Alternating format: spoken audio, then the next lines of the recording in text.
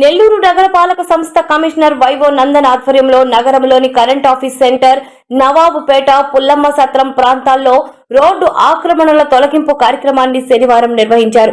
ప్రభుత్వ స్థలాలు, R&B రోడ్లు, కార్పొరేషన్ స్థలాలను ఆక్రమించి రోడ్లపై ఎలాంటి శాశ్వత నిర్మాణాలు చేపట్టరాదని, తప్పనిసరిగా వాటిని తొలగించి వేస్తామని సందర్భంగా కమిషనర్ స్థానిక ప్రజలకు స్పష్టం చేశారు.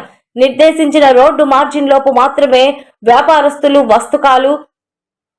వర్తకాలు నిర్వహించుకోవాలని, ట్రాఫిక్ అంతరాయాలకు, రోడ్డు ప్రమాదాలకు కారణమయ్యే రోడ్డు ఆక్రమణలను ఎట్టి పరిస్థితుల్లోనూ ఉపేక్షించబోమని కమిషనర్ హెచ్చరించారు.